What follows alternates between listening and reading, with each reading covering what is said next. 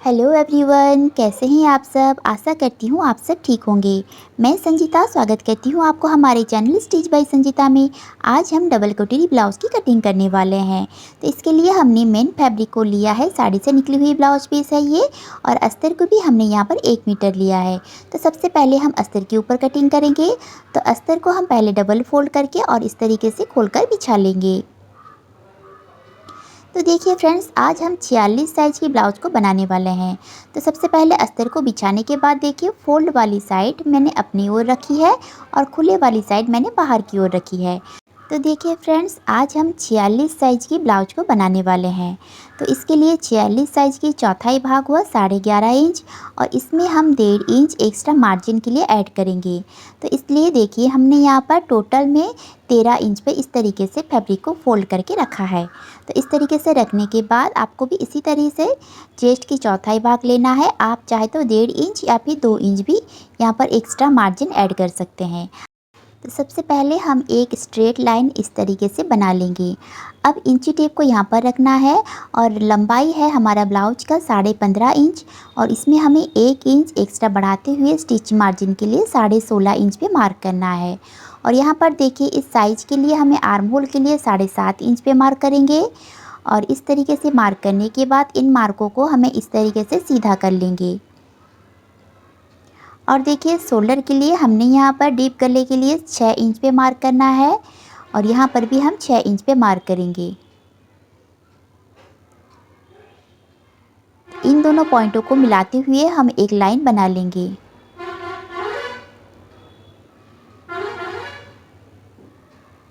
अब देखिए, चेस्ट की चौथाई भाग लेना है 11.5 इंच।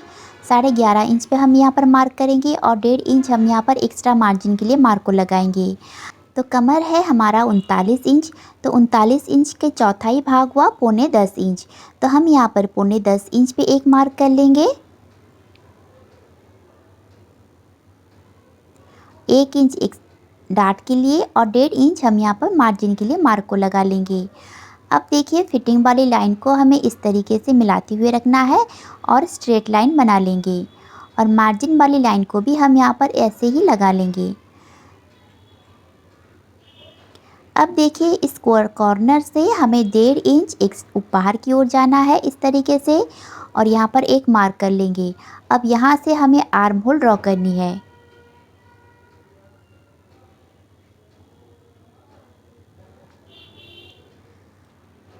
अब देखिए, गले की चौड़ाई के लिए मैंने यहाँ पर 2.5 इंच पे मार्क किया है। तो आपको भी इस तरीके से डीप नेक में 2.5 इंच पे मार्क करना है। और इसकी लंबाई देखिए, मैंने यहाँ पर 10 इंच पे रखी है। आप चाहे तो 10, 11 या फिर 12 इंच पे इसी तरीके से शोल्डर को ले सकते हैं, और 2.5 इंच पे इसकी गले की चौड़ाई दे सकते हैं। अब देखिए, नीचे से गले की चौड़ाई मैंने यहाँ पर 3 इंच पे रखी है, और इन दोनों पॉइंटों को मिलाते हुए एक बॉक्स इस तरीके से बना लेनी है। अब इसमें हम इस तरीके से राउंड शेप दे देंगे। अब देखिए, जितना भी गला डीप हो, आप अगर इस तरीके से कटिंग करते हैं तो आपका गला कभी भी बाहर की ओर नहीं गिरेगी। तो गले की तरफ से फोल्ड वाली साइड से हमें 1/2 इंच इस तरीके से मार्क करना है, और कंधे से हमें इस लाइन को इस तरीके से तिरछे में मिला लेना है। इससे आपका शोल्डर गिरने का चांस 100% ख़त्म हो जाती है। अब देखिए, इस तरीके से हमें इंची टेप को कमर के ऊपर रखना है और सेंटर में एक मार्क कर लेना है, और नीचे से हमें 4.5 इंच पर इस तरीके से एक मार्क करना है ऐसे। और नीचे वाली पॉइंट से हमें दोनों तरफ 1/2 इंच पे मार्क करेंगे, और इन पॉइंटों को मिलाते हुए हमें इस लाइन को ऐसे जोड़ लेंगे। तो देखिए फ्रेंड्स, इस तरीके से हमारा बैक पार्ट की मार्किंग हो गई है। अब हम इसकी कटिंग कर लेते हैं। तो ऐसे हमारा बैक पार्ट की कटिंग कंप्लीट हो गई है। अब हम सामने की पार्ट को कटिंग करेंगे। तो इसके लिए हमें अस्तर को इस तरीके से रखना है जैसे कि हमने कटिंग किए हुए थे। हमें कुछ भी चेंजेस नहीं करनी है, बस इस तरीके से हम अच्छी तरीके से बिछा कर रखेंगे। और बैक पार्ट को हमें ऐसे लेना है। अब हमने जो खुली वाली साइड है, इस तरफ को हमें जॉइंट वाली साइड को ऐसे रखना है मिलाते हुए। और देखिए, जैसे कि हमने मार्क को लगाए हुए थे बैक पार्ट की, सारी मार्क को हमें यहाँ पर मार्किंग कर लेंगे। तो नीचे से हम इस तरीके से मार्क करेंगे। तो बैक पार्ट की लंबाई हमने 16.5 इंच की रखी है। तो यहाँ से हमें 1 इंच बढ़ाते हुए फ्रंट पार्ट के लिए मार्किंग करना है। तो 1 इंच पे हम इस तरीके से मार्क कर लेंगे और इस लाइन को हम सीधा कर लेंगे। तो यहाँ से हम आर्म होल के लिए मार्क लगाएंगे, जैसे कि हमने बैक पार्ट के लिए मार्क लगाए थे 7.5 इंच पे। तो यहाँ पर इस मार्क को लगाने के बाद इस लाइन को हम ऐसे मिला लेंगे। अब देखिए शोल्डर हमारा यहाँ पर 6 इंच पे मार्क को लगाए थे, तो यहाँ पर भी हमें चेस्ट लाइन के ऊपर 6 इंच पे मार्क को लगाएंगे और इस लाइन को ऐसे ड्रॉ कर लेंगे, जैसे कि हमने बैक पार्ट के लिए मार्किंग लगाई थी। अब इस कॉर्नर से हमें 1 इंच ऊपर जाना है और इस तरीके से तिरछे में एक मार्क कर लेनी है। अब इस लाइन से हमें देखिए फ्रंट आर्म होल के लिए ऐसे मार्क को करेंगे। तो बैक आर्म होल के लिए हमने 1.5 इंच की मार्किंग किए हुए थे, तो फ्रंट के लिए हमें 1 इंच पे मार्क करना है। अब चेस्ट की चौथाई भाग हुआ 11.5 इंच, तो 11.5 इंच पे हम इसे मार्क कर लेंगे और एक्स्ट्रा मार्जिन के लिए हम 1.5 इंच की मार्क लगा लेंगे। अब देखिए कमर के लिए हमने यहाँ पर 10.25 इंच पे मार्क करेंगे और 1.5 इंच हम यहाँ पर एक्स्ट्रा मार्जिन के लिए मार्क को लगा लेंगे। अब इन पॉइंटों को हमें मिलाते हुए लाइन बना लेंगे। तो फिटिंग वाली पॉइंट को हमें इस तरीके से मिलाना है और इस तरीके से लाइन ड्रॉ कर लेंगे। अब मार्जिन वाली लाइन को भी हमें ऐसे ही मार्क कर लेनी है। तो अब देखिए हम नेक के लिए मार्किंग करेंगे, तो शोल्डर लाइन के ऊपर से हमें इंची टेप को रखना है और यहाँ से हम गले की लंबाई के लिए 7 इंच पे मार्क करेंगे और यहाँ पर टक्स पॉइंट के लिए हमारे चेस्ट की चौथाई भाग में 1 इंच प्लस करेंगे और यहाँ पर हम 11.5 इंच पे मार्क करेंगे और यहाँ से 11.5 इंच से हमें 2.5 इंच नीचे हमें भी पट्टी के लिए मार्क करना है। तो इस तरीके से आप कोई भी साइज़ की ब्लाउज को आराम से बना सकते हैं। तो इस तरीके से हमने मार्किंग कर लिए है। अब देखिए इस लाइन को हमें स्ट्रेट कर लेना है।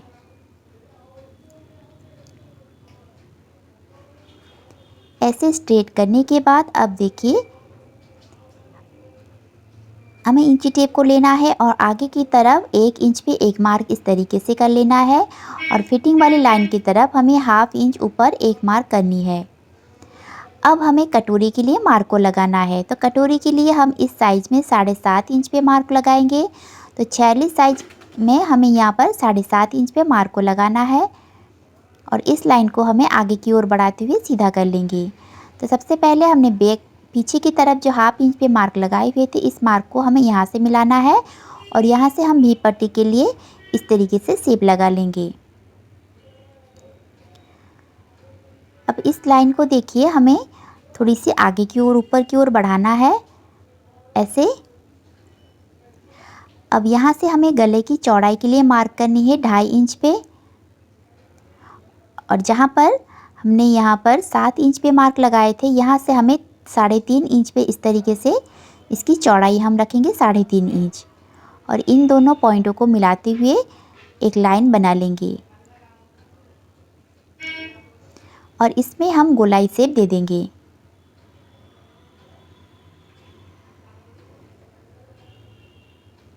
अब देखिए यहाँ से हमें इंची टेप को रखना है और 1.5 इंच ऊपर एक मार्क करना है यहाँ से और इस पॉइंट को हमें इस लाइन से जोड़ना है। तो इस तरीके से हमें कटोरी के लिए शेप लगा लेना है। तो इस तरीके से हमने कटोरी के लिए भी मार्किंग कर लिए हैं।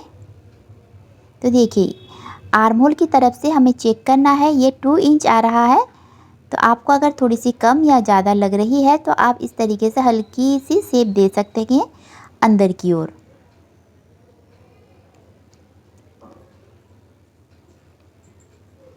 अब इस तरीके से हमारा सारी मार्किंग कंप्लीट हो गई है। अब हम इसकी कटिंग कर लेते हैं।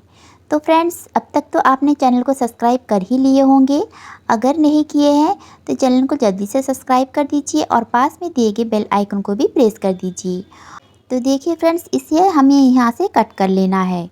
इसे कट करना बहुत ही ज़रूरी होता है। इसे अगर आप कट नहीं करेंगे तो आपके साइड में क्रीज आती है और ये झोल जैसी बन जाती है, तो ये बिल्कुल भी अच्छा नहीं लगता। तो देखिए इस तरीके से आपको इसे कट करके अलग कर लेना है। तो जब तक मैं इसकी कटिंग कर रही हूँ फ्रेंड्स, ये बताइए कि आप लोग इस वीडियो को कहाँ कहाँ से देख रहे हैं, मुझे कमेंट में ज़रूर बताइएगा। तो चलिए इसकी भी कटिंग कर लेते हैं। तो इस कटोरी को हमें डबल कटोरी में किस तरीके से कन्वर्ट करेंगे, तो देखिए गले की नीचे की तरफ से हमें पौना इंच पे एक मार्क करेंगे और नीचे की जो फोल्ड है कोनी है इसे हमें यहाँ तक मिलाना है और जहाँ पर हमारा फोल्ड आ रहा है हमें एक लाइन बना लेंगे। तो इस तरीके से आपका ब्लाउज में जो फिटिंग है बहुत ही अच्छी तरीके से आएगी। तो देखिए इस लाइन को हम स्ट्रेट कर लेंगे। अब नीचे वाली मार्क जो हमने लगाए हुए थे 11.5 इंच पे, इसे हम इस तरीके से कट कर लेंगे। ये हमारा कोई भी ज़रूरत नहीं है।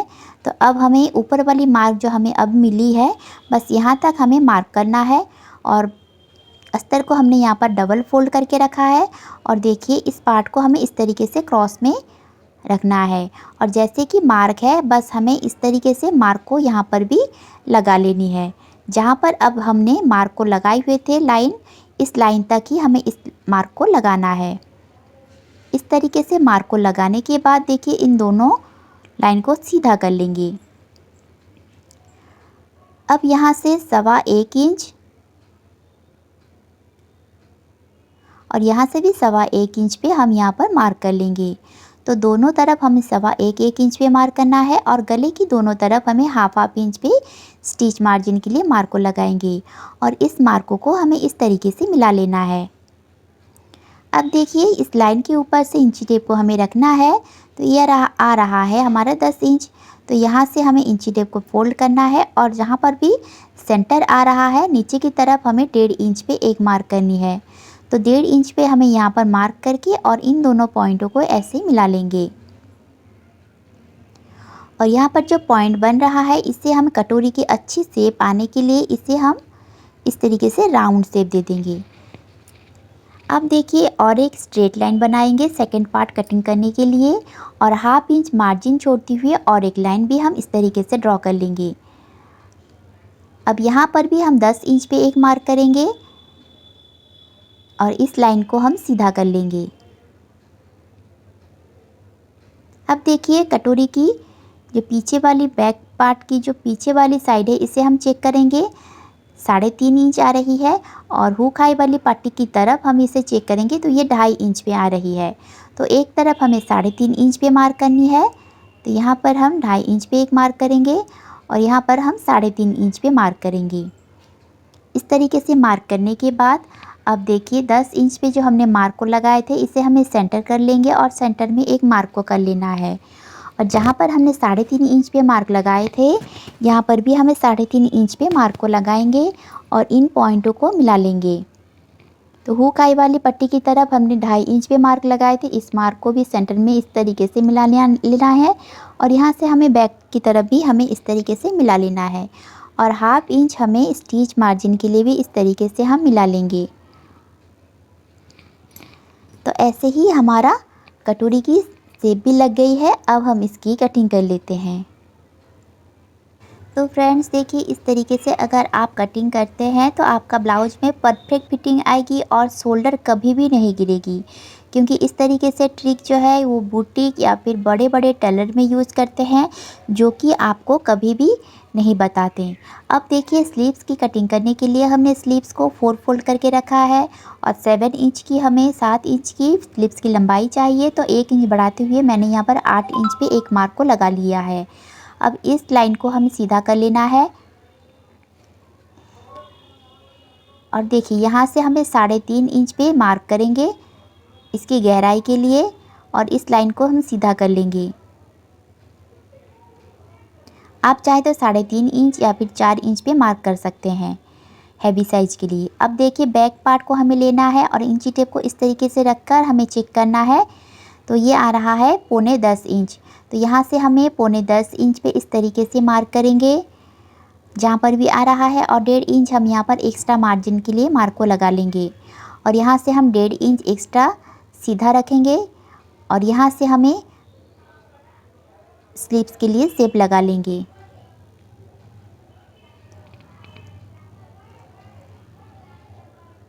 इस तरीके से शेप लगाने के बाद और फ्रंट पार्ट को भी हम इस तरीके से शेप लगा लेंगे और इसकी जो स्लीव्स की राउंड है वो है 14.5 इंच। तो हम यहाँ पर 7 इंच पे मार्क करेंगे और 1.5 इंच एक्स्ट्रा मार्जिन के लिए मार्क को लगा लेंगे और इस तरीके से मिला लेंगे।